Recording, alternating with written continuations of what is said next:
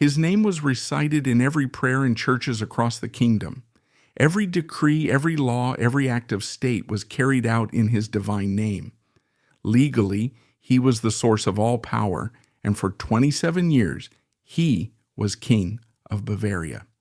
But that king was actually a prisoner in his own palace, a captive ghost, screaming at invisible enemies and howling like a dog. He did not know his brother was dead. He did not know Luitpold was ruling. He did not even know he was king. His name was Otto I. How could the throne of an entire kingdom be firmly planted on the summit of absolute madness? He arrived on April 27th, 1848, at the Munich Residence Palace. He was born 2 months early, a tiny, fragile baby, a physical reflection of the fragile state of the kingdom he had just entered. He was born into a revolution that overthrew his grandfather. His father was a new king, anxious and paralyzed by indecision. His mother was a hated outsider, cold and distant. He belonged to a family that all of Europe believed was cursed with madness, and he was a second son. He was the backup to his older brother, Ludwig. From his first breath, he was the most fragile child in the most fragile kingdom, wrapped in the enormous shadow of family legacy, political turmoil, and his brilliant but unstable older brother. He had no role to play except to be normal, a pressure perhaps greater than being king. In dynastic history, the roles of heir and spare are a cruel dichotomy. One is destined for everything, the other for nothing, barring disaster. But in the Wittelsbach case, the burdens were divided in an unusual way. Ludwig, the older brother, was more than just the heir. He was the center of the family's emotional, intellectual, and anxious gravity. Otto was more than just the spare. He was the one expected to be the antidote. From an early age, the differences between the two princes were as clear as night and day. Ludwig, 3 years older than Otto, was a child of darkness and imagination. He was a solitary, arrogant boy and possessed a superior intellect. He lived in worlds of his own making, inspired by ancient Germanic myths, the operas of Richard Wagner, even before he met the composer, and a romantic ideal of absolute monarchy that even then was dangerously out of date. Ludwig hated physical activity. He despised court ritual. He found his tutors dull, and his father, King Maximilian, intellectually mediocre. The only relationship that mattered to him was with his mother, Queen Marie, with whom he shared a love of the majestic, solitary beauty of the Alps. But even that relationship was fraught. Ludwig was a budding genius trapped in a princely body, and he despised his cage. And then there's Otto. If Ludwig was the internalization of Wittelsbach anxiety, Otto, in his early years, seemed the happy exception.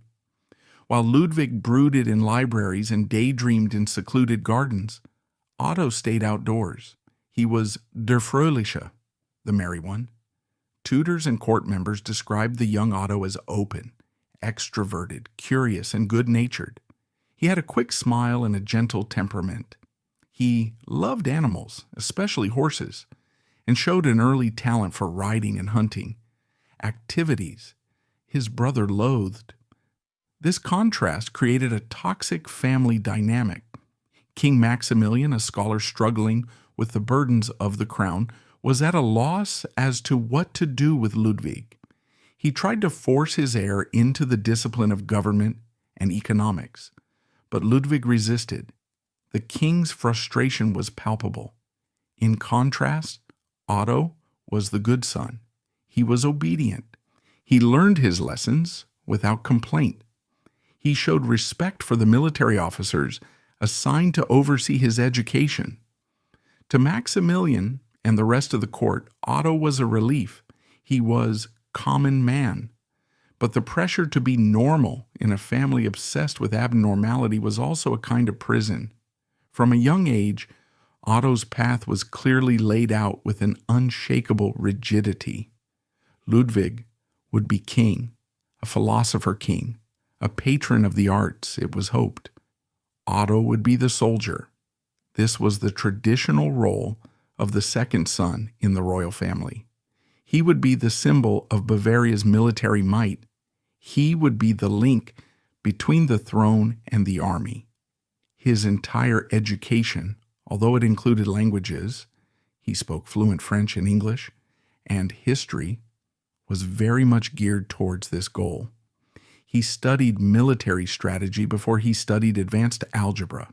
He was taught shooting and swordsmanship with the same seriousness with which he studied the Bible. The relationship between the two brothers was complicated. They were not close. The 3-year age gap, combined with their stark differences in personality, created a distance. Ludwig, with his superior intellect and natural impatience, found Otto plain, pleasant, but uninteresting. Otto, in contrast, is said to have both admired and feared his older brother. He admired Ludwig's intelligence and self-confidence, but was confused and sometimes frightened by his brother's sudden outbursts of anger and deep melancholy. They spent their summers together at Hohenschwangau Castle, a fictional Gothic fortress rebuilt by their father.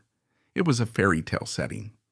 But for Ludwig, it was a stage for his dreams of Lohengrin and Tannhäuser. For Otto, it was a place to run, climb, and explore the woods. He was a practical child in a fantasy world. The pressure was on both of them.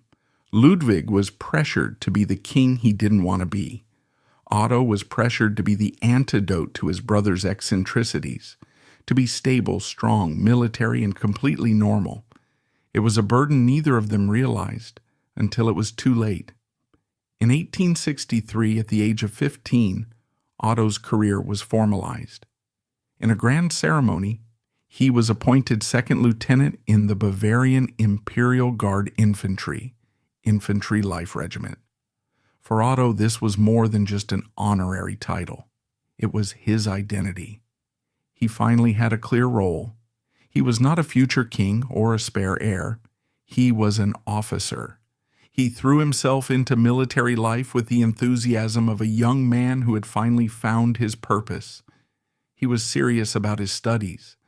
Unlike many other young nobles who saw military service as an excuse to socialize, he wanted to be a good soldier. He was strict with himself and his subordinates, but was also known to be fair and concerned about the welfare of his soldiers. The following year, 1864, a seismic event reshaped his world. His father, King Maximilian II, died suddenly of a rapidly spreading infection. At the age of 18, the dreamy Ludwig became King Ludwig II of Bavaria. Ludwig's accession thrust Otto into a new, more awkward role. He was no longer just the younger brother of the heir. He was the younger brother of the king, and the king was eccentric. One of Ludwig II's first acts was to summon his idol, Richard Wagner, to Munich, beginning a relationship that would cost the kingdom a large part of its fortune and scandalize the court. While Ludwig immersed himself in opera projects and fanciful architectural plans, Otto immersed himself in the military. He rose rapidly through the ranks. It was a stark contrast, the Swan King and the Warrior Prince. While Ludwig organized private performances of Wagner operas, Otto participated in grueling military maneuvers. While Ludwig wrote impassioned letters to the composer, Otto studied logistics and artillery tactics. The Bavarian court and government began to look to Otto with a secret hope. Their king was an enigma, an unpredictable romantic. But the king's brother, well, he was a soldier. He was trustworthy. He was strong. He was their common man. And then in 1866, the world fell apart. The storm had been brewing for years. The German question of who would lead a united German state, Austria or Prussia, was finally coming to a head. Otto von Bismarck, Prussia's Iron Chancellor, had deliberately engineered a confrontation with Austria. Bavaria was stuck. It was a Catholic nation, traditionally allied with Austria. It feared and despised Prussia's ruthlessly efficient Protestant militarism. King Ludwig II, lured from his dreams, reluctantly sided with Austria, joining the German Confederation against Prussia. It was a catastrophic mistake. The Austro-Prussian War, also known as German War, the German War, which lasted just 7 weeks. It was a terrifying display of modern warfare, and Bavaria was completely unprepared. The Prussian army was equipped with rear-loading rifles, needle fire rifle, allowing Prussian soldiers to fire 5 shots while lying prone, while Bavarian soldiers remained standing to load gunpowder into their muzzle-loading muskets. The Prussians moved by rail and communicated by telegraph. Otto, now 18, was sent to the front. He served as a staff officer, witnessing chaos and carnage from the front. He was present in the campaigns around the main river. He saw the Bavarian army, despite its bravery, crushed at battles such as Kissingen. But worst of all, as the original text mentions, was the experience of friendly fire. In the chaos of battle with their similar uniforms and the fog of war, Bavarian units fired on each other. For Otto, a young idealistic soldier who believed in military order and discipline, this was a horrifying sight. It was the futility of war exposed. He saw his fellow Bavarians killed not by the enemy, but by stupidity and chaos. And then came the humiliation. The Bavarian army was defeated, not completely destroyed, but decisively defeated. It was pushed back. Its kingdom was invaded. When the war ended quickly with a crushing Prussian victory at Königgrätz, a battle in which Bavaria had not directly participated, its fate was sealed. Bavaria paid a heavy price. They had to pay a large war reparations, and most importantly, they were forced to sign a secret defense treaty with Prussia. This treaty essentially turned the Bavarian army into a vassal army of Prussia. If Prussia was attacked, Bavaria forced had to fight alongside them. For 18-year-old Prince Otto, this was a profound psychological trauma. It was more than the brutality of the battlefield. It was the humiliation. It was the shattering of everything he believed in. The Bavarian army, his pride and purpose, had been humiliated. His kingdom had been subjugated.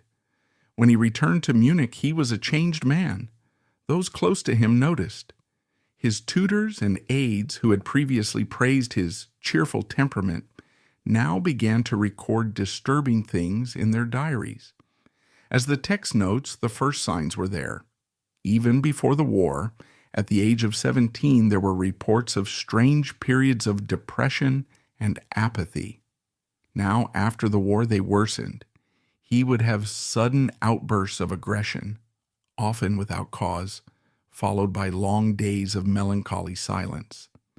The court did what courts often do. They ignored it.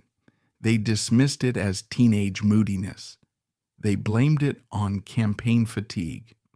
They couldn't or didn't want to accept that their normal man was starting to crack. They needed him to be stable, so they simply declared him stable. But the cracks had formed, and just 4 years later, another war would come, one that would shatter those cracks into an unbridgeable chasm. The next 4 years were a period of false peace. Bavaria was a kingdom living on borrowed time. It had lost its autonomy. It was bound economically to Prussia by a customs union and militarily by secret pacts. Otto continued his military career, rising to the rank of captain. Outwardly, he was a model officer, but internally his unrest grew. He became increasingly reclusive like his brother, but in a different way. Ludwig's reclusiveness was the artist's choice. Otto's reclusiveness was the hiding of a haunted soldier. In 1870, Bismarck's trap fell. By skillfully editing the Ems telegram, Bismarck provoked the French Emperor, Napoleon III, into declaring war on Prussia. Under the terms of the defense treaty, Bavaria had no choice. They were drawn into the Franco-Prussian War. The irony was cruel. Just 4 years after their defeat by Prussia, Bavarian soldiers now marched alongside those Prussians, fighting against France, a country with which Bavaria had much closer historical and cultural ties. For Otto, now a 22-year-old captain, it was the ultimate reversal of loyalties. He would fight and possibly die not for Bavaria, but for Bismarck's goal of a Prussian-dominated Germany. And this time, he was right in the middle of it. He was no staff officer watching from afar. He was involved in some of the fiercest battles of the war.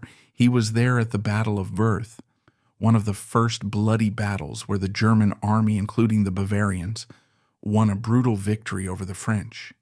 He witnessed the carnage of chassepot rifles and machine guns, machine gun of France. Then, as the text says, came the siege of Bapaume, but the real hell was the siege of Paris. In the harsh winter of 1870 to 1871, Otto and his regiment were stationed in the freezing, mud-filled trenches outside the French capital. It was a miserable existence. They endured bitter cold, one of the coldest winters on record, and constant French artillery fire. He lived in the mud. He saw his men die from shell fire, die from disease, die from frostbite. He was responsible for their morale, but his own was breaking. Combat fatigue, what we now call PTSD, had set in. He had lived through 2 brutal modern wars before he was 23, but the cruelest blow did not come from a French gun. It came from a pen in Bavaria. While Otto was freezing in the trenches, Bismarck was finalizing his grand plan. He needed King Ludwig II of Bavaria, the most important monarch besides the King of Prussia, to formally invite King Wilhelm I of Prussia, accepted the title of Emperor, Kaiser, of a new unified Germany. Ludwig initially refused. He loathed the idea. It would mean the end of an independent Bavaria. But Bismarck had a trump card. He knew Ludwig was deeply in debt from his castles and his sponsorship of Wagner. Through agents, Bismarck offered a deal. A huge secret payment from private funds, eventually repaid from confiscated funds, in exchange for a letter. Pressured by his ministers and tempted by money, Ludwig agreed. He signed imperial letter, a letter drafted by Bismarck, formally renounced Bavaria's sovereignty and offered the crown of a united Germany to their former enemy. Imagine that moment for Otto. He was at the front, suffering unspeakable misery, fighting a war he did not believe in, all only to receive news that, in his absence, his brother had betrayed the kingdom he was fighting to defend. Or at least, that was how he saw it. It was the ultimate political humiliation on top of the psychological and physical torture of the trenches. His world was shattered, and so was his mind. The war was won. Paris had surrendered. But before peace was signed, Bismarck needed one last act. On January 18, 1871, in the most iconic site of French power, the magnificent Hall of Mirrors at the Palace of Versailles, the German Empire was proclaimed. It was a carefully choreographed event, a military coronation. The hall was packed with Prussian and German officers, their dark blue uniforms, their helmets, pickelhaube glittering, swords at their sides. King Wilhelm I of Prussia stood on the podium of glory. King Ludwig II of Bavaria, of course, refused to attend. He stayed in Bavaria sulking in his castle. Instead, he sent his own representative. He sent his younger brother, Prince Otto. Otto, thin, pale, and haunted by what he had seen, stood in that glittering room. He was one of the few non-Prussian senior royals present. He was surrounded by the triumphant cheers of the Prussian officers. he had been taught to distrust and whom he had just fought alongside.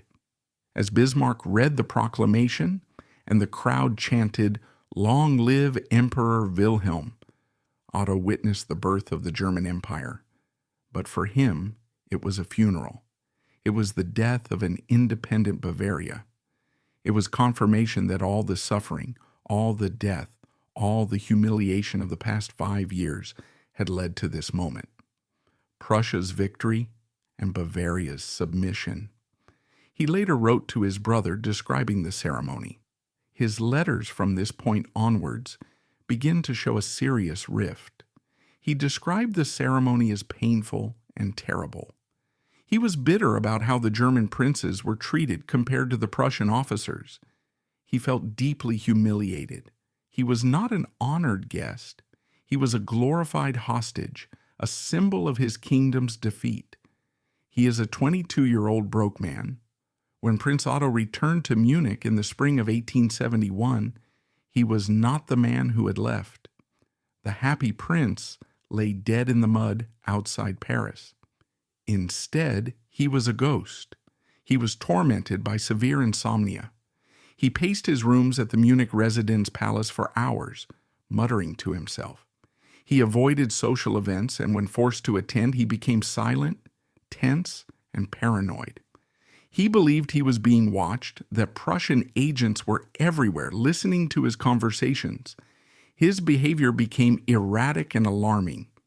As the text notes, he began writing desperate, rambling letters to Ludwig that, if read by a modern psychologist, would be clear signs of a psychotic episode. They fluctuated wildly between clarity and chaos.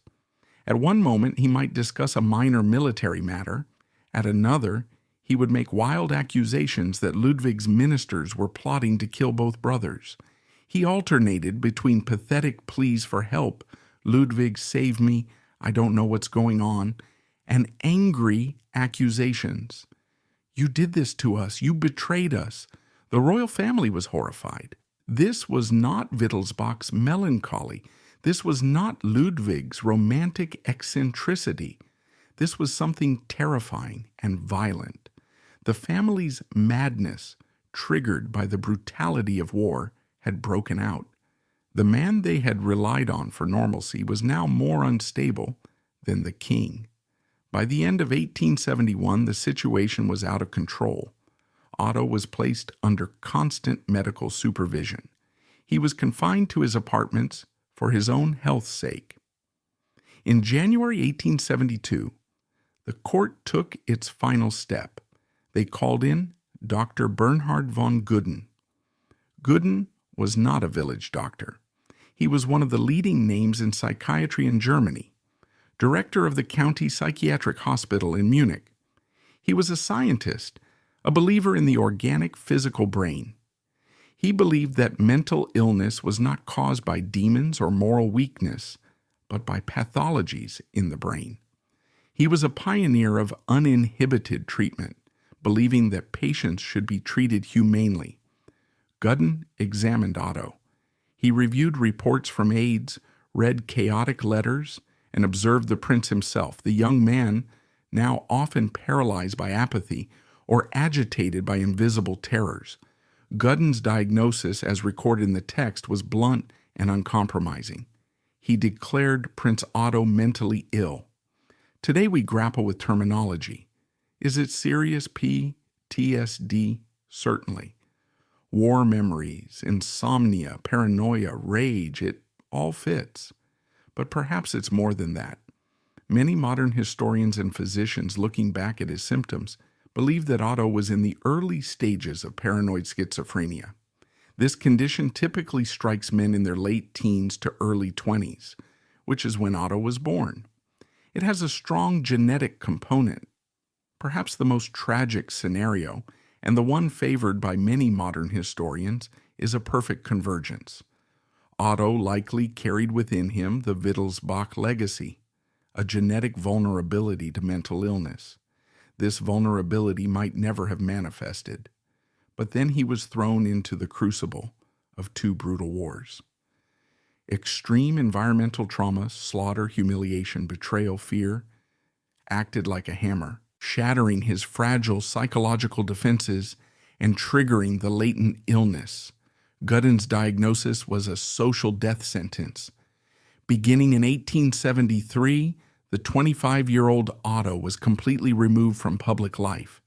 He was effectively confined to a cell within the grounds of Nymphenburg Palace. He was no longer a prince or a soldier. He was a patient, a recluse. His life, in all practical terms, was over. He would never be free again. Dr. Bernhard von Gudin's diagnosis in 1872 was more than a medical opinion. It was a sentence. For 25-year-old Prince Otto, the world had shrunk into a series of monitored rooms. The transformation from beloved prince, brave officer, to confined patient was carried out with chilling ruthlessness and efficiency. The first stage of his imprisonment was a cell within the vast grounds of Nymphenburg Palace. It was a setup designed to be concealed. To the outside world, the prince was simply recovering from the rigors of war. Only the inner circle of the royal court, his family, and a growing group of doctors and overseers knew the terrible truth. Otto's life fell into a grim, terrifying routine. He was not sick in the romantic, melancholic way. His illness, whether schizophrenia or complex PTSD, was intense and violent. Accounts from his caretakers, who were actually guards, paint a picture of psychological torture. He was tormented by auditory and visual hallucinations. He would converse for hours with invisible visitors, sometimes Prussian officers he accused, sometimes dead soldiers he begged for forgiveness. He suffered from periods of extreme paranoia, refusing food because he believed it was poisoned, and hiding in corners of his rooms and under furniture to hide from the assassins he believed were lurking outside his door. These paranoid episodes were followed by explosive rages. The fun boy was gone, replaced by a man of terrifying physical strength who would break furniture, rip curtains, and attack anyone who got too close. These rages were often followed by periods of paralysis, where he sat motionless for hours or days, staring at a single spot on the wall, completely unresponsive. For his family, it was a living horror.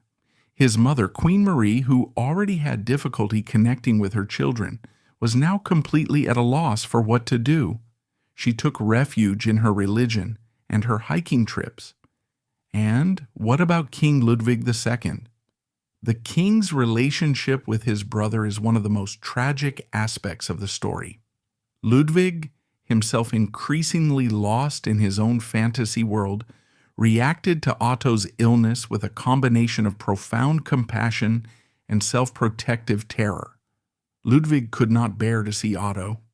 His brother's utter breakdown was too terrifying a mirror. If Wittelsbach madness could attack Otto, the cheerful, strong, normal one, then it could attack anyone. It could attack him. Instead of visiting, Ludwig wrote, he ordered that Otto be cared for with every possible luxury. He demanded daily reports but could not bear to read them. He wrote to his ministers about the terrible suffering of my beloved brother, but kept his distance. Otto's downfall confirmed Ludwig's worst fear. That reality was a trap, and the only way to survive was to withdraw from it completely.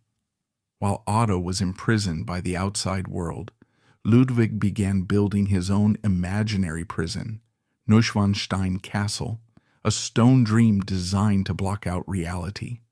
For 3 years, the family and the government managed to cover up the scandal. The prince was ill. He was resting. But in 1875, the veil was ripped from his face in a shocking public display. It was June 10th, 1875, the feast of Corpus Christi. This was one of the most important and celebrated holidays in the Bavarian Catholic calendar. All of Munich turned into a stage for faith. The streets were decorated with flags and flowers, and a huge solemn procession wound through the city to the main cathedral, Frauenkirche. Inside the cathedral, the air was thick with the scent of incense and the sound of choirs. Thousands of people crowded together, from commoners to the highest nobility. The Archbishop of Munich and Freising, Gregor von Scher, was celebrating solemn Mass at the high altar. The entire royal court was present, seated in the royal pew, a symbol of the unity of Bavarian church and state. No one knows exactly how Otto got there.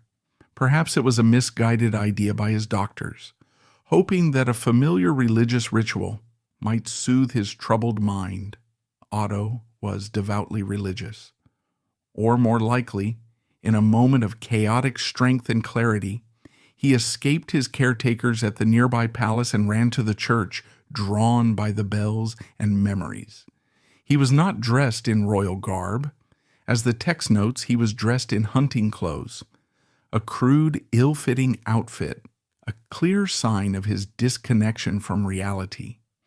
As the Archbishop was raising the Blessed Sacrament, the most silent and reverent moment of the ceremony, chaos broke out. A side door burst open. 27-year-old Prince Otto rushed into the church. He ignored the stunned guards, ran straight up the main aisle, and, as the text puts it, rushed from the royal pew. He ran to the altar. To the horror of the entire congregation, he threw himself at Archbishop Scher's feet. The ceremony stopped abruptly. Silence fell over the church, broken only by the prince's screams. He wasn't shouting senselessly. He was confession, but it was no ordinary confession. As the text puts it, he screamed out terrible imaginary sins, begging for forgiveness. Horrified witnesses recounted that he screamed of blood, of dead soldiers, of flames, of curses. He begged God to forgive him for his failure. It was the outpouring of 3 years of pent-up anger, the final explosion of his war-torn mind. The Archbishop was completely stunned. Priests and guards rushed forward. It took several strong men to wrestle with the screaming prince, who was clinging to the altar, and forcibly remove him from the church. It was a scandal that could not be covered up. It had happened before thousands of witnesses. The Wittelsbach madness was no longer a whisper in the corridors. It had blasphemed itself on the very altar of Bavaria's largest cathedral. The court's response was immediate and absolute. There could be no illusions about recovery. Otto was no longer a patient in need of treatment. He was a danger to be contained. He was immediately moved from Nymphenburg to Schleißheim Palace, a large, secluded Baroque palace outside the city. Here, security measures were increased. As one court official wrote, he was kept as a prisoner. Reports from the period indicate that he was calmed with large doses of chloral hydrate and morphine, the only drugs available to deal with extreme agitation. He was locked up. He made one last brief public appearance, a sort of ghost, at a parade for his brother in August 1875. He sat in a carriage, expressionless, perhaps drugged, a hollow shell of himself. Then he disappeared. For the next 8 years, he was held in Schleißheim while the outside world continued. But in 1883, a permanent solution was prepared. The imperial court acquired Fürstenried Palace, a dilapidated, moated former hunting lodge southwest of Munich, and they gave it to Dr. von Gudden. Gudden was tasked with converting it into a maximum security prison disguised as a royal residence. Fürstenried was refitted for the sole purpose of holding Otto. The windows were reinforced with hidden iron grills. The walls surrounding the compound were raised. The corridors were redesigned so that the guards, called caretakers or assistants, could observe him at all times. It was designed by Gudden as a model facility for his incurable patients. It was a comfortable prison, luxuriously furnished, but escape was impossible. In 1883, Otto was moved here. He was 35 years old. He would never leave this place while he was alive. While Otto was locked up in his physical prison, his brother King Ludwig II was busy building his own prison, one made of stone, velvet, and gold. Ludwig, horrified by Otto's downfall and disgusted with the realities of politics and war, withdrew completely. He abandoned Munich. He ruled his kingdom by post and messenger from his mountain hideaways. Linderhof, a small splendid Rococo castle. Herrenchiemsee, an ambitious replica of Versailles. And above all, Neuschwanstein, Swan Castle, a medieval dream fortress built on a mountaintop. Ludwig lived at night. He slept all day and rose at dusk. He dined alone, sometimes conversing with busts of French kings. He ordered private performances of Wagner operas, where he was the only audience member. For the government in Munich, headed by Chancellor Johann von Lutz, it was a disaster. Their king was a ghost. He refused to attend cabinet meetings. He refused to sign documents. But the most serious problem was money. Ludwig does not go bankrupt, State Bavaria. He is bankrupt, individual, himself. The castles were paid for from his civil list, the king's personal income, but the costs far exceeded all expectations. By 1885, Ludwig owed a huge sum, some 14 million gold marks, to banks and creditors across Europe. When the banks threatened to seize his assets, Ludwig reacted in panic. He tried to borrow money from the Rothschilds, the Pope, and even the Sultan of Turkey. Most importantly, he tried to fire his entire cabinet and threatened to appeal directly to the Bismarck in Prussia. This was the last straw. For Lutz and the government, the threat that the King of Bavaria, in financial desperation, might turn to the Prussian prime minister, their old enemy, was an intolerable affront. It threatened the stability and fragile autonomy of the kingdom. They had a king who was acting erratically. They had an heir, Otto, who was incurably insane. They had to act. Lutz and his government decided Ludwig must be deposed. The Bavarian constitution has a provision that allows this. If the king is unable to perform his duties due to a mental or physical illness lasting more than a year, a regency can be established. But to do that, they need a medical diagnosis. Where did they turn? Of course, they turned to the court's expert on Wittelsbach madness, the man who had signed Otto's verdict, Dr. Bernhard von Guden. This is where the story gets dark and the intrigue begins. Guden, along with a panel of 3 other doctors who have also never met Ludwig, were tasked with preparing a praise expert report on the king's mental health. Guden did not examine his patient. As the text notes, he famously did never examine Ludwig. Instead, he compiled a 60-page report based on what? Second-hand accounts, court gossip, and the testimony of dismissed or disgruntled servants. The report described Ludwig as mentally ill, to be precise, paranoia, unfit to rule. It cited his castle building, pathological shyness, nocturnal life, and anger at ministers as evidence of insanity. In reality, it was a description of an eccentric, obsessed artist, not necessarily a lunatic, but it served the government's purpose. On June 10, 1886, the government took action. A delegation was sent to Neuschwanstein to inform Ludwig of his deposition and take him into custody. But Ludwig, alerted by a loyal servant, acted first. He had the government delegation arrested and imprisoned in the castle. For a brief moment, the Swan King was victorious. But the government in Munich controlled the army and the state apparatus.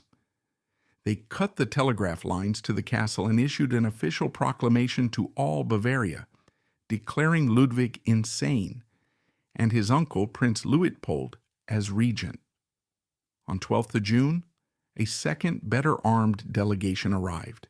Ludwig, exhausted and deserted, surrendered without a fight. He was placed under the supervision of Dr. Gooden and taken to Berg Castle, a small royal residence on the shores of Lake Starnberg, south of Munich. Ludwig was a prisoner, and his jailer was Gooden. Only a day had passed since his capture. The night of June 13th was a stormy one.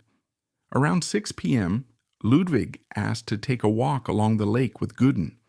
He declined the two nurses who accompanied him, saying he wanted to speak to his doctor alone. Gooden, perhaps overconfident in his ability to control his royal patient, agreed. He told the attendants to stay behind. The two men, the deposed king and the psychiatrist, walked toward the lakeshore in the drizzling rain and disappeared into the darkness. They never came back. Hours passed. The alarm was raised. A desperate search began. Torches pierced the darkness. Boats were launched. They were found at about 11 p.m. Gooden's body was discovered first, in shallow water near shore. There were signs of a struggle. He had bruises, scratches on his face, and later reports, though disputed, suggested signs of strangulation. King Ludwig II's body was found a short time later, in slightly deeper water a few meters away, floating face down. The official story, which emerged almost immediately, was a tragic murder-suicide. They said that Ludwig had attempted to commit suicide by drowning himself in the lake. Gooden tried to stop him. Ludwig, a large and powerful man, turned on his doctor, killing him before going into deeper water and drowning himself. But the questions remained, and they persist to this day. Ludwig was an excellent swimmer. Why did he drown in waist-deep water? Why did Gooden, an older man, show signs of such a violent attack? Was it a planned escape? Loyalists were waiting on the other side of the lake with a boat. Or, as many Bavarians believe, was it an assassination? Were government agents waiting in the shadows to solve the Ludwig problem once and for all? With the death of Ludwig II, the crown, according to the law of succession, immediately passed to the next in line. That person was his younger brother. And so, on June 13, 1886, while officials were pulling his brother's body from the icy waters of Lake Starnberg, 38-year-old Prince Otto, a prisoner of Fürstenried Palace, was declared dead. Otto I, King of Bavaria. The document read to the Bavarians the following day was one of the most tragic and absurd texts in royal history. It began by announcing the tragic death of King Ludwig II. It then announced the accession of his younger brother, King Otto I. And then, in the text itself, it declared that the new king, Otto, was unable to rule due to his unfortunate state of health, an illness he had suffered from for many years. Therefore, the regency of Prince Luitpold, established only days earlier for Ludwig, would simply continue. The plot was complete, though not in the way anyone expected. The Munich government now had the perfect political situation. They had a king who could not interfere, a king who could not spend money, who could not fire ministers, who could not debate, a king who was a name on paper, a shadow, safely locked away in a guarded palace under the control of the government. The absurdity of the situation is condensed in one final scene. An official court delegation, dressed in formal ceremonial dress, arrives at Fürstenried Palace to formally inform the new king of his accession to the throne. They were ushered into Otto's presence. They bowed before a thin, bewildered man in plain clothes. They read a solemn proclamation. King Otto I is said to have looked at them blankly. He had absolutely no idea what was happening. Accounts differ as to his exact reaction. Some say he laughed, others say he was furious, thinking it was a trick. The most reliable source, as noted in the original text, is that he was confused. He did not realize he was king. When they tried to explain that his brother was dead and he was now the ruler, he is said to have said, "No, Prince Luitpold is the rightful king." The officials bowed once more, withdrew from the room, and left King Otto I of Bavaria to his guards and his ghosts. Europe's strangest reign had begun, and so began one of the strangest, most contradictory periods in European history. It is known as the Prince Regent era, the era of the Prince Regent. It lasted for 26 years, from 1886 to 1912, and is considered by historians and nostalgics as good old days, golden age of Bavaria. It was an era of peace, prosperity, cultural boom, and political stability. Munich transformed itself from a provincial capital into a world city, a modern center of art, architecture, and science, rivaling Paris and Vienna. The economy boomed, the arts flourished. Bavarians felt proud and secure, and all this happened while their rightful king, King Otto I, was imprisoned, screaming at the walls, eating with his hands, and sinking deeper into an irretrievable mental abyss. This is the central paradox of Otto's reign. His kingdom needed him to disappear so that it could flourish. Bavaria's stability was enabled by his tragedy. To understand this golden age, one must first understand the man who presided over it, the man who became king in de facto while his nephew was king in name. His name was Luitpold. Who was Prince Luitpold? He was the uncle of Ludwig II and Otto, the third son of King Ludwig I, who abdicated in favor of Lola Montes. By the time he assumed the regency in 1886, he was 65. He was not an ambitious young man, but an elder statesman who had seen it all. He lived through the revolution that overthrew his father. He witnessed the intellectual, anxious rule of his brother Maximilian II. He watched in horror as his two nephews, one descended into delusion, the other into madness. Luitpold was survival incarnate. In terms of personality, Luitpold was the polar opposite of the Wittelsbachs, especially when compared to Ludwig II. It seemed that the family's eccentric bloodline had completely bypassed him. Ludwig II was a nocturnal dreamer who hated public attention and preferred seclusion. Luitpold, on the other hand, was a very practical man. He maintained the habit of waking up early and spending most of his time in public. This contrast was even more pronounced in physical activities.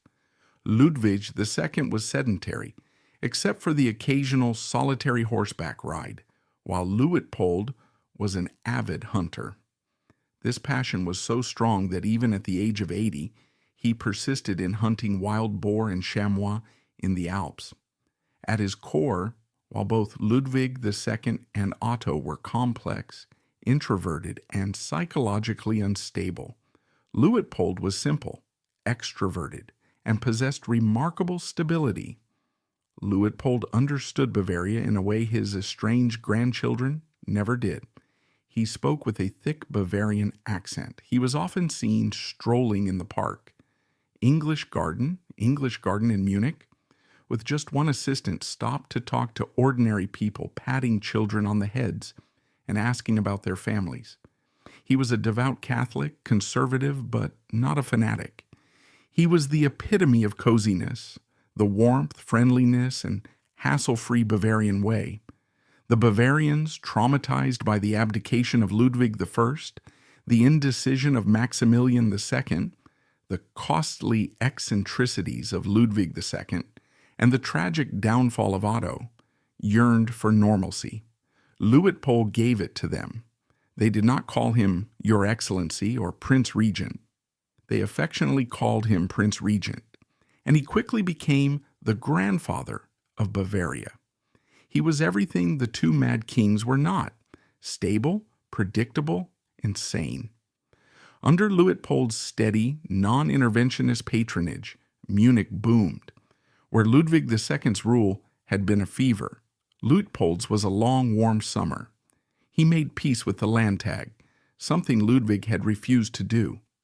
He delegated the day-to-day affairs of government to his ministers, the very men who had overthrown Ludwig, and focused on his role as a symbol of unity and patronage, and he patronized wisely. Unlike Ludwig, who sponsored just one artist, Wagner, and his own castles, Luitpold sponsored generously. He created an environment where art could flourish without royal control. The result was a creative explosion that defined modernism. In painting, Munich became home to Jugendstil, Germany's version of Art Nouveau, named after the art magazine Jugend published in the city. And artists such as Franz von Stuck became international superstars. The Munich secession also exploded, attracting a young Wassily Kandinsky to the city, where he would pioneer abstract art. In literature, the Schwabing district became Germany's Bohemia, where a young Thomas Mann wrote Buddenbrooks in coffeehouses such as Café Luitpold, became centers of intellectual debate. In architecture, a new style, the Prinzregenten-Stil, Prince Regent style, developed, an elegant blend of neo-Baroque and neoclassicism, exemplified by the Prinzregentenstrasse Boulevard and the Prinzregenten Theater Opera House, a temple to Wagner, but this time for the public. At the same time, science and industry boomed.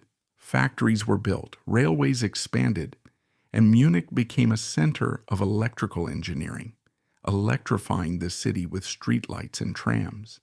Even cuisine honors him. The cake Prinzregenten-Torte, a delicate layered cake with chocolate buttercream and dark chocolate frosting, was created in his honor. It's a perfect metaphor, a society built on layers of stability, richness, and a delicate layer of culture. How did all this happen? It worked because politically, the arrangement was a masterpiece. The Bavarian constitution required a king. The government of Lutz and Luitpold provided one. King Otto I's name appeared on all official documents. Coins were minted with his image, an old image from before his imprisonment. Prayers for the king were recited in churches. He was legally the ruler, but in reality, he is an empty shell. He is a constitutional rubber stamp that no one needs to consult. Think of the convenience of it. King Ludwig II caused a constitutional crisis because he refused to meet with ministers. He tried to fire them. He threatened foreign alliances. He was an autocratic, capricious king. King Otto I was the king perfect for a parliamentary government. He never complained. He never vetoed a bill. He never asked for money for castles. By being tragically incompetent, Otto allowed Luitpold's government and liberal politicians to modernize Bavaria without the hindrance of an autocratic monarchy. Luitpold rules in the king's name, in the name of the king. This gives him all the power of the throne without any of the arrogance. He can be humble. He can say, I am not the king, I am just the steward for my poor nephew. It is a brilliant political balancing act. On one side was Luitpold's Bavaria, a world entering the modern era with electric lights, concerts, bustling cafes, and heated parliamentary debates.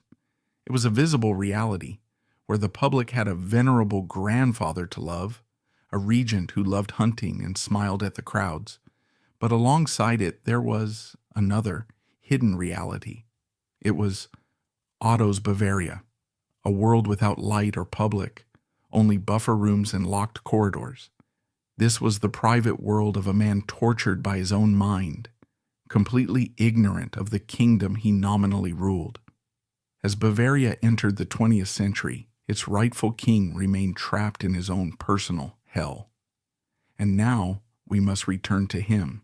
We must leave the bright lights of Munich and return to the darkness of Fürstenried Palace. So what was the king's life really like during these decades?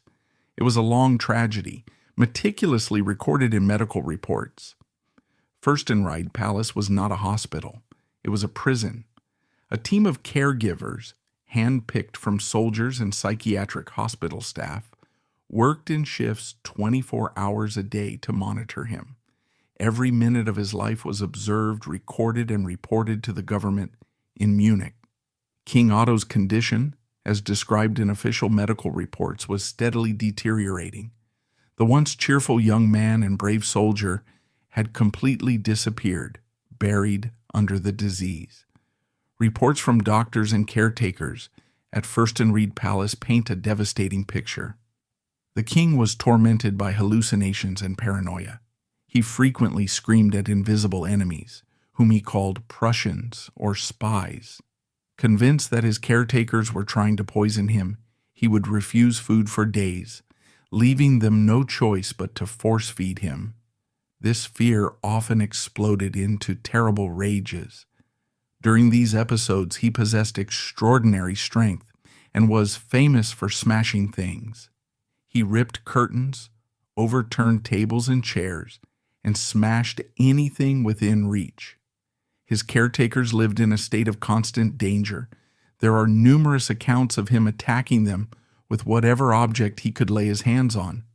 But between the violent outbursts were periods of emptiness, lost in regressive and repetitive behavior. He paced restlessly in his room, sometimes for days, until his feet bled. He would hide under blankets or in closets, shivering. With the cruelty typical of 19th century medicine, contemporaries described his behavior as animal-like, recording that he would howl like a dog or make guttural sounds that no one could understand. Most tragically, he was completely disconnected from reality. He had no idea he was king. He had no idea that Luitpold was ruling in his stead. He had no idea that his brother had died. While his name was still recited in prayers in churches across Bavaria, the king himself was permanently imprisoned in an inner world of fear and chaos. The contrast couldn't be more stark. When Munich built Prince Regent Theater to honor Wagner, King Otto, with whom his brother had hoped to share his love of art, was smashing windows. While Thomas Mann was writing about the elegant decline of a bourgeois family, the King of Bavaria was being wrestled to the ground by his guards. A puzzling question remains: why? The syphilis theory, as the text notes, became widespread. It was a convenient, fashionable diagnosis in the 19th century, often used to explain any unsavory mental illness, especially among royalty. It carried connotations of moral decay, and the symptoms, aggression, insanity, and eventually paralysis, could coincide. But there is no definitive evidence that Otto had syphilis. Modern diagnosis, as discussed, still leans towards severe, chronic paranoid schizophrenia, a disease triggered by war trauma and locked in by the Wittelsbach family's genetics. And then there was an incident in 1894. For years, Otto's doctors, perhaps experimenting or perhaps just curious, had followed a rigid routine. But then they tried something different. For a brief, strange period, Otto seemed calmer, perhaps due to exhaustion. The doctors decided a change of scenery might help. They took him under heavy guard to an event in Bamberg. It was an absolute disaster, as the original text details. Something, maybe the crowd, the noise, or just the change from his confinement routine, triggered him. He wasn't just angry, he exploded. In a rage that onlookers described as inhuman, he found a stockpile of champagne that had been chilled for the event. As the account describes, he grabbed dozens of bottles and systematically smashed all 65 of them, while screaming screams that don't belong on earth. It was a public, horrific display of his brokenness. Terrified, his caretakers subdued him and took him back to Fürstenried. The experiment was over. He would never, ever be allowed to leave the palace again. The political world had moved on. It had its phantom king, a conveniently non-existent entity, and a beloved regent who was perfectly content to rule in his stead. But even Luitpold could not live forever. And as his golden age drew to a close, the constitutional question of the imprisoned king arose once more, this time with a final urgency. When Prince Regent era, as the regency entered the 20th century, a strange reality gripped Bavaria. The kingdom had two kings. One was Luitpold, the beloved old regent who smiled at the crowds and hunted in the mountains. The other was Otto, the imprisoned king who shouted in the shadows. Luitpold was the de facto ruler. Otto was a constitutional inconvenience. And as this arrangement, which began as a crisis solution, stretched into its second and then third decade, uncomfortable questions began to arise, not in the mainstream press, but in whispers in the corridors and in diplomatic reports. Was King Otto's madness really absolute like that? Or is it simply too convenient politically? This is the final ghost in Otto's story, not the ghost of his mind, but the ghost of political intrigue. The sea goes back even before Ludwig II, to Otto's broken days after the Franco-Prussian War of 1871. Consider the parties involved. On one side, we have young Prince Otto. He was a patriotic, wounded soldier. Most importantly, he was a loyal Bavarian who had witnessed the humiliation of his kingdom and described the birth of the Prussian-led German Empire as painful and terrible. He hated Prussians, and he hated what Bismarck had done. On the other side, we have Otto von Bismarck himself, the Iron Chancellor. Bismarck was a master of realpolitik. He left nothing to chance. Historical archives confirm that his spies were all over Munich. They were watching Ludwig II, trying to gauge his eccentricities, and they were certainly watching Otto. Bismarck knew that Ludwig II was a dreamer who could be bribed and flattered, as he demonstrated by imperial letter. But Otto was different. Otto was a soldier, a nationalist, someone who could, given the chance, become a rallying figure for the anti-Prussian faction in Bavaria. And who diagnosed Otto? Dr. Bernhard von Gudden. Gudden was a scientist, but he was also a citizen of the state. His reports on Otto's condition, confidential royal documents, went straight to the government, and we know that the Munich government shared the information with Berlin. Here's the controversial theory. Was Otto's illness deliberately medicalized to neutralize a political threat? Imagine this scenario. Prince Otto, the second in line to the throne, is showing clear signs of what we would today call severe PTSD. He is paranoid, angry, and unstable. For a government trying to pacify Prussia and integrate it into the new empire, Otto is a ticking time bomb. Diagnosing him as irremediably mentally ill, rather than war-damaged in need of time and rest, solves the problem. It effectively removes him from the line of succession. It neutralizes the anti-Prussian patriot and puts him in a medical prison where he can never cause trouble again. Otto's downfall was initially a personal tragedy, but it soon became a political convenience. This convenience became even more profound under Luitpold. When Ludwig II died and Luitpold became regent give Otto, his entire power depends on one single truth. Otto must remain insane. Think about it. If at any time over the next 26 years, Dr. Gudden, before his death, or his successors announced that King Otto had a miraculous remission, if he had a moment of lucidity, that would cause a constitutional crisis. Would Luitpold have to resign? Would this damaged, unpredictable king be restored to power? The system was set up to never allow that to happen. Otto, the man, was buried beneath Otto, the patient. And Otto, the patient, had to be maintained to protect Otto, the symbolic king, whose existence guaranteed Luitpold's power. The most likely and most tragic scenario is somewhere in between.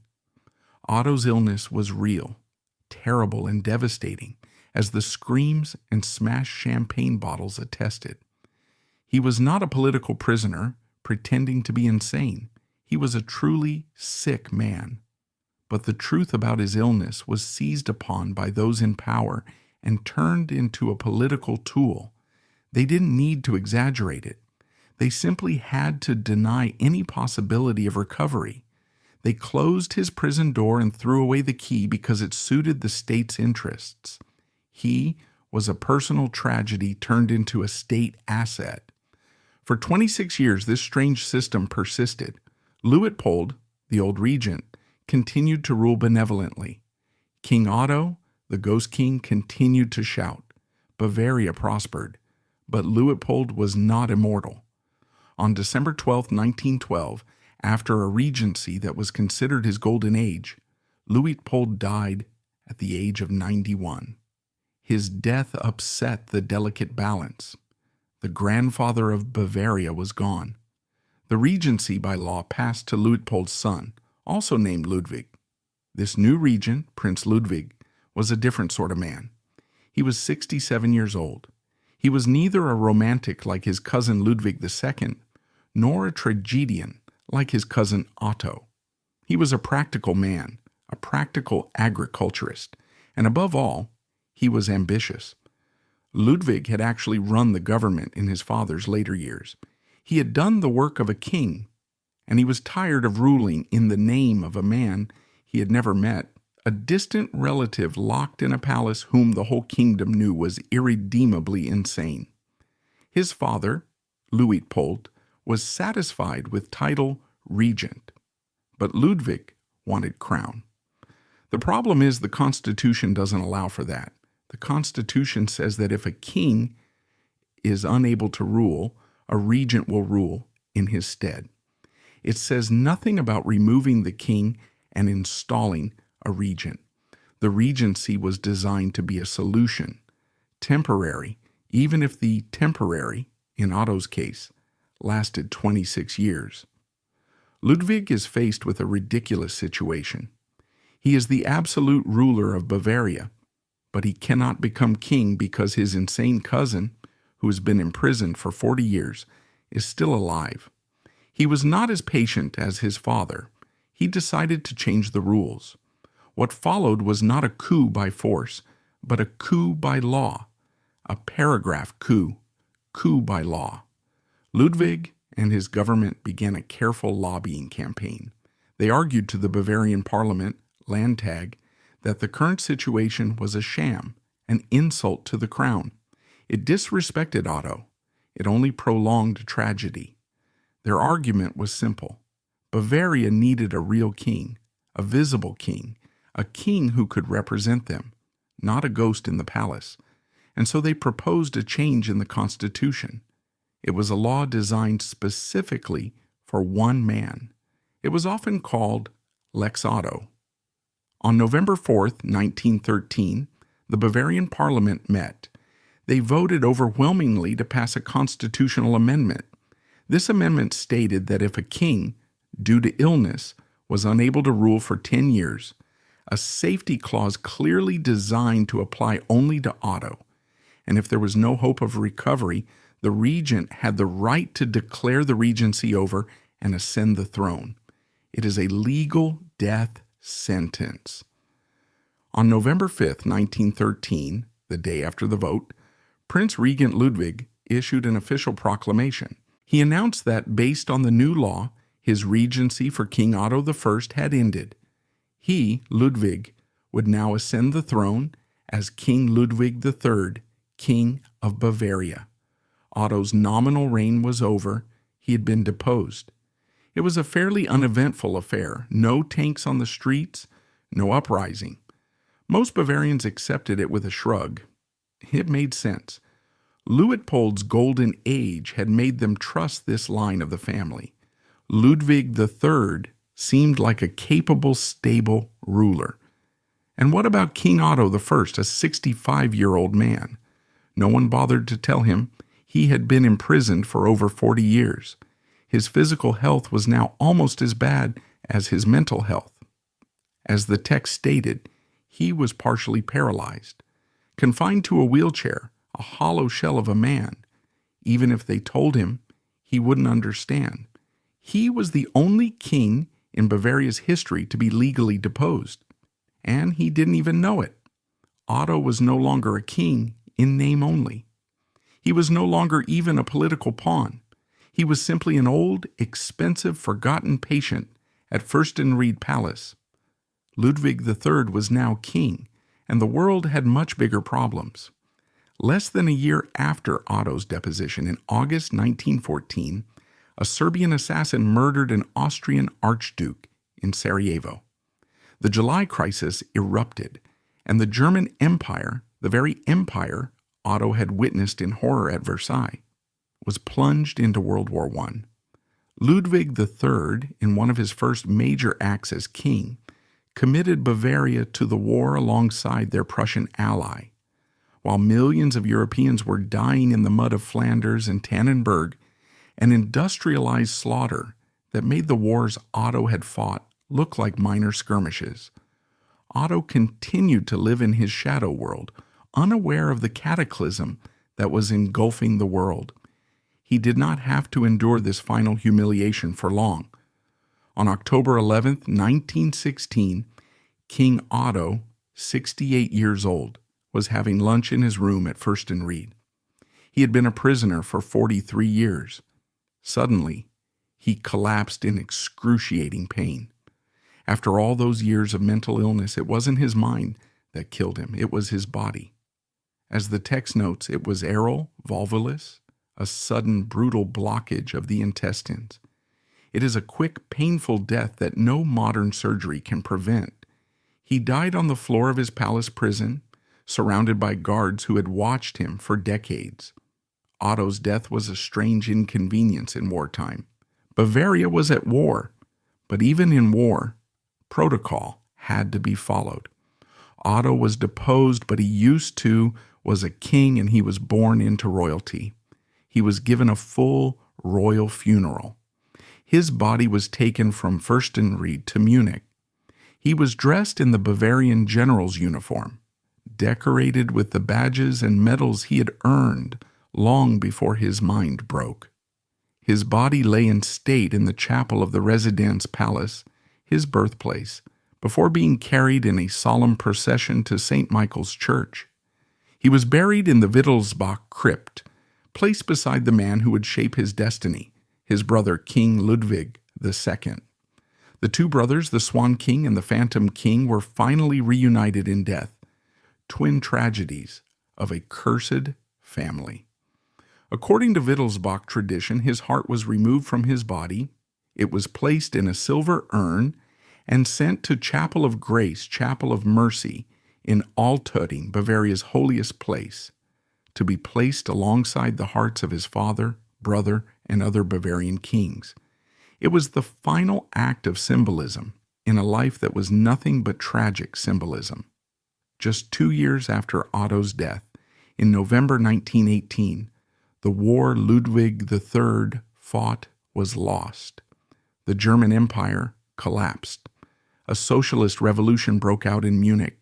King Ludwig III was forced to abdicate and flee the country. Just 5 years after he assumed the throne, the 800-year-old Bavarian monarchy was wiped out. Otto's story is a modern-day Greek tragedy about the cost of war and the ravages of mental illness. It exposes a 19th century that did not know how to treat PTSD or schizophrenia, choosing instead to lock up a man. More importantly, his personal tragedy was exploited politically. Those in power used his madness as a tool to build a stable golden age on the foundation of his imprisonment. In the end, Otto the man, a happy boy, a brave soldier, was buried by war, disease, and political intrigue. He was a king without power, a man who had a life but never lived it. While his country entered the modern age, their king was left in the shadows, a ghost king who never truly reigned.